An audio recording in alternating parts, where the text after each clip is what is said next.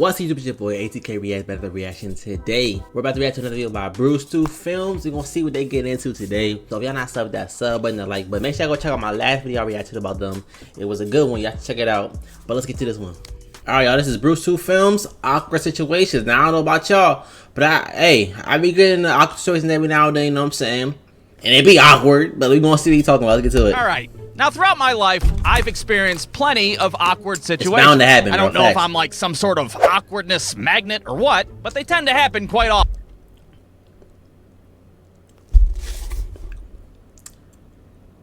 Farting during baptism?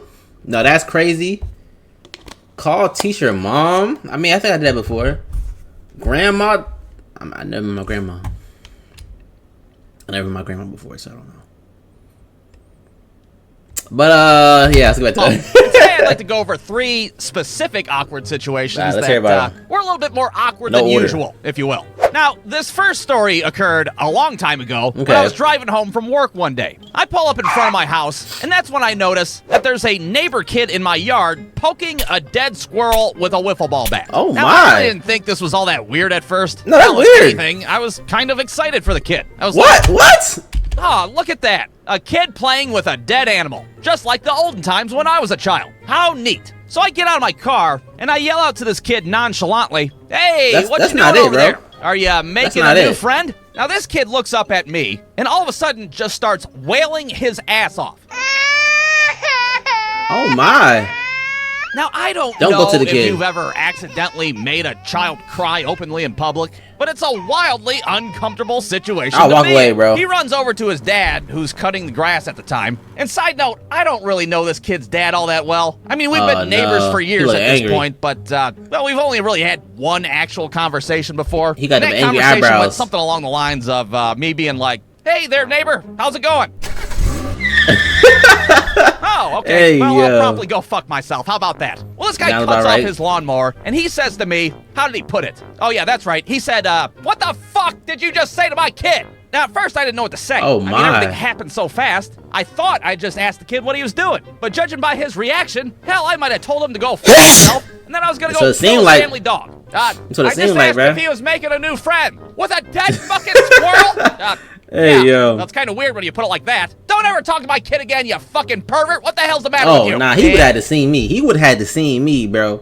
I'm trying to make sure your kid all right. He the real weirdo. He playing with a dead squirrel. But you yelling at me? I should have hit you and the kid with that full bat. And just like that, that was the end of the discussion. He went back to cutting his grass. Oh, I'm labeled as the fucking neighborhood pervert now. And for the rest of the years that I lived there, I'm pretty sure he slandered my ass silly to the rest of the neighborhood. Hey, watch out for this guy. He'll fucking try to get your kid to play with dead animals. Be on the lookout. So after that little instance, I decided I'm just not going to talk to people anymore. To hell with casual conversation. Because one minute you're asking a kid a question, and the next minute you're on a goddamn registry of some sort. It's stupid. But even when I do manage to keep my mouth shut, I still find myself in plenty of awkward situations. Like, for example, not too long ago, I was at Kroger's buying beer. And Kroger's, for those of you that don't know, is a grocery store in the Midwest. You might have like an Albertsons where you live, or like a Winn-Dixie, or whatever the fuck Florida people have. But here we have Kroger's, a.k.a. K. Rogers, a.k.a. Kenny Rogers. That's what I call it. So anyways, I'm at the Kenny Rogers with my case of Miller Lite, when suddenly my wife calls me up on the phone. Do I have a Kroger's there? Hey,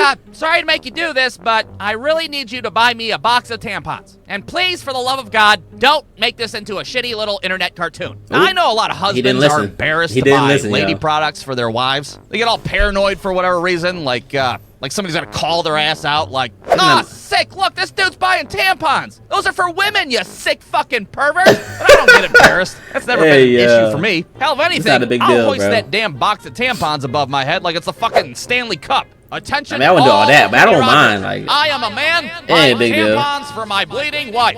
So I'm standing in line for the cashier, holding my case of Miller Lights and my box of Tampax. That's a weird combo. Well, it was right about then that I start thinking about something that I saw on TV a while back. And that something was like an episode of 60 Minutes or some shit, where they were doing a story about teenagers who soak tampons in alcohol, and then they, you know, shove them up their asses to get super drunk. I'm not making this up. This was a real fucking thing I seen on TV. The news anchor was like, "Are you..."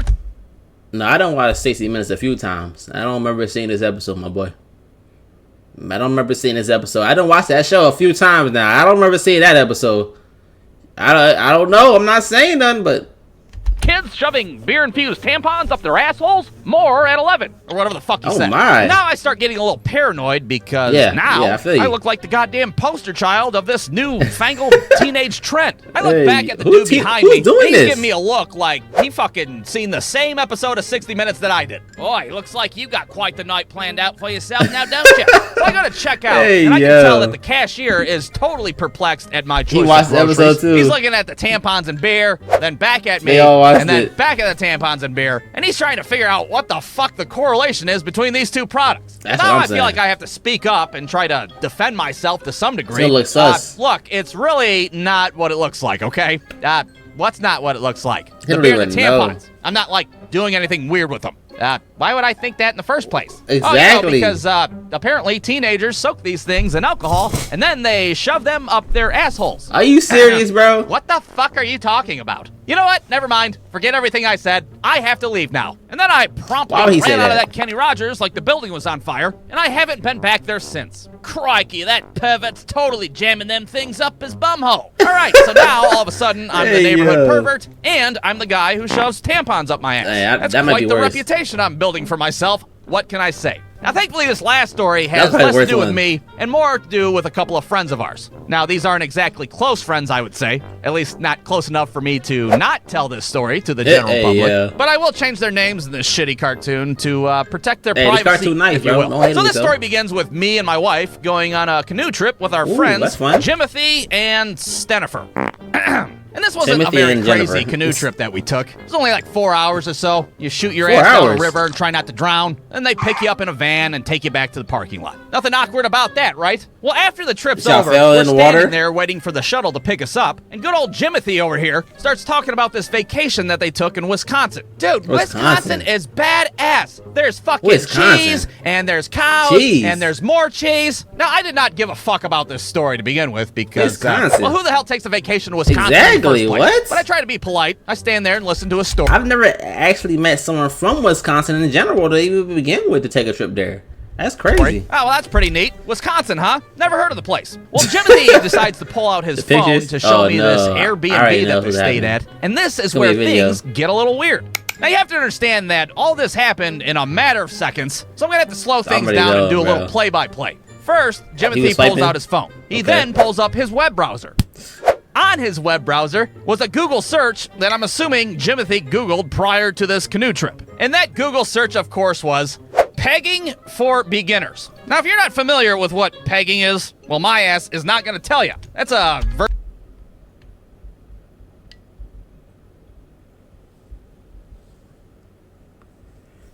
I don't judge people, bro. I don't judge. You do what you want to do in your free time, bro. But I'm not gonna lie, I would feel so awkward in that situation. I might have to leave the trip. I'm sorry. Version of the gotta leave the trip, bro. I'm not trying to fucking have to leave the general public, all right? Just know that it's a very intimate activity between Jimothy and Stenifer. And I'm sure neither of their asses wanted me to know about it. Well, in the fraction of the second that this all took place, Jimothy's ass abruptly turns off his phone, and he's like, "You guys want to talk about something else? Fuck Wisconsin. Canoeing is fun, wasn't it? I love canoeing so much." Now, I don't know how you're supposed to handle a situation such as this, but I just pretended that I didn't see what I saw, even though I totally saw what I fucking seen. All I can say is that van ride back was extremely awkward, and casual conversation was very difficult. Boy, those rapids that we encountered sure were a pain in the ass, weren't they? You'd fucking know, wouldn't you? Huh? Nothing. Yeah, at least it was nice and calm on that last peg of the river. Leg of the river. So yeah, there you have it. There's 3 awkward situations that I really wish I wasn't a part of. Yeah, I'm sorry that 2 out of the 3 stories had to do with things being inserted into asses, but that's the way it goes. Like Pete Loaf said, 2 out of 3 ass stories ain't bad. And to Jimothy, if you're out there watching this, which, you know, there's a good chance that you are, I'm sorry I had to slander your ass 6 ways to Sunday, and I wish you no hard feelings whatsoever. Unless, of course, those hard feelings are in your asshole. Then I wish you all the hard feelings. All of them in the whole wide world. The end. Oh my gosh. brewstew.com shout out Brewstew. Go to his page of that sub button immediately. I'm not even gonna lie to you, bro. I've been in a lot of awkward situations in my life, a lot of them, bro. But you might take the cake with this one. You might have done it, bro. I think you got this one, bro. I'm not gonna lie. The worst one to me probably was the picture one, because you on vacation with them, which means you gonna see him for a good minute of time. Y'all hanging out together all the time, and then he didn't even address it. Like, he didn't even make a joke out of it or nothing to try to make it better, bro. He could have did something better than that. This man just got off his phone, so now you know he ain't. I mean, he a rookie, obviously. He don't know what he's doing, but he ain't no rookie at the same time. I don't know. He said it was vacation time. They gotta go crazy, and that's what he's doing, bro. But that would have been too awkward for me. I would have to leave. I couldn't do that no more. I'm sorry. But shout out to Brewstew, man. Comment down some awkward situations y'all been in before in the comments down below, and make sure that sub button, that like button, if you want to see next. Your boys K reacting now. We out of here.